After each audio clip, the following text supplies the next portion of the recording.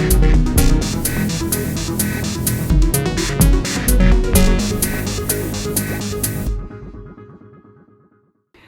everyone, Sherry here from Orchard Corset. Welcome back to our video series, Corset 101.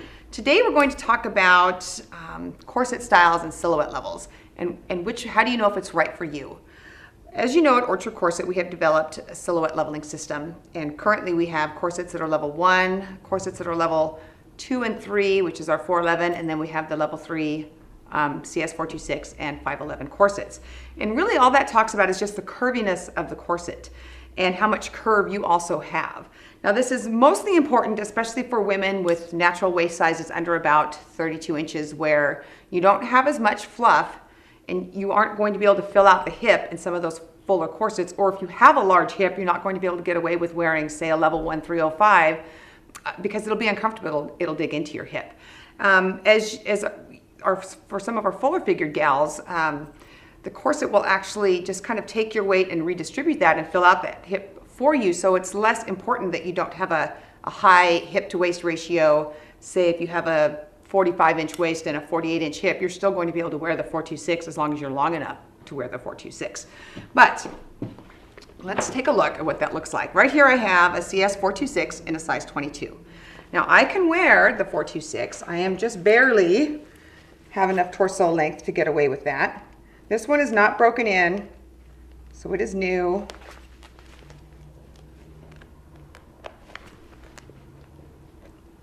And it's our shimmering maroon. There we go. Now, like all corsets, make sure that the waist and where the poles are where your waist is before you start to cinch it up and try it on. Now, my natural waist is about 27.5 inches. The fullest part of my hip is 41, but my upper hip, where we ask you to measure, is about 37 inches. So I actually have a pretty good hip to waist ratio. I have quite a bit of natural curve all on my own. But as you will see, the 426 really has this ample hip spring in it that it has right here. It is almost too much for me. So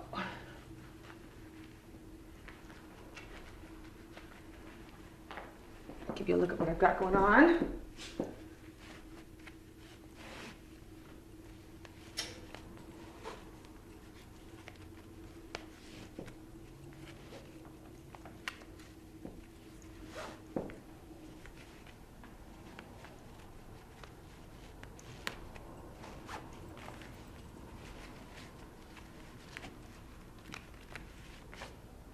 All right.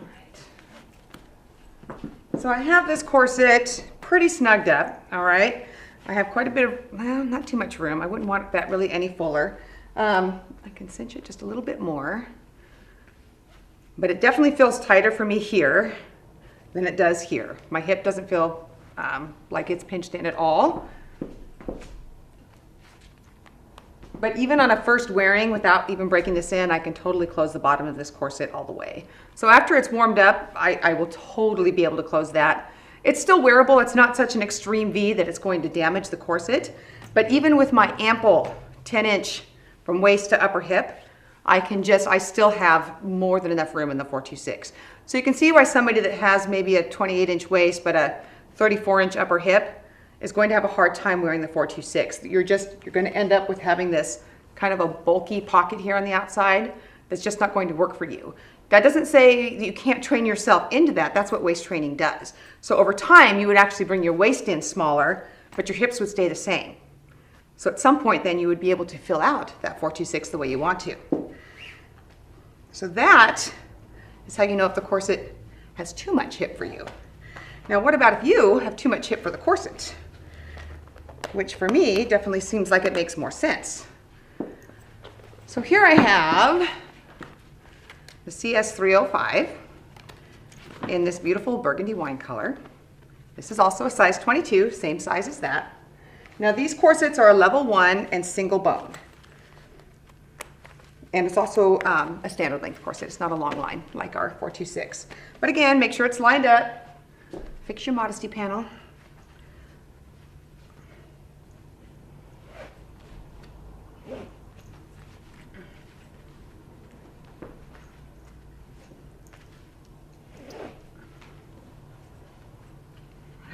turn around so you can see what we've got.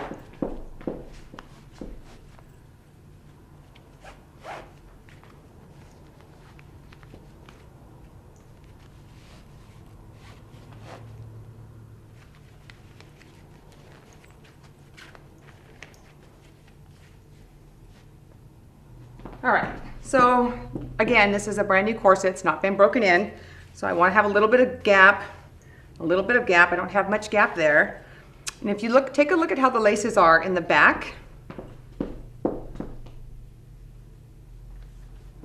Now you can see how I definitely am wider at the bottom.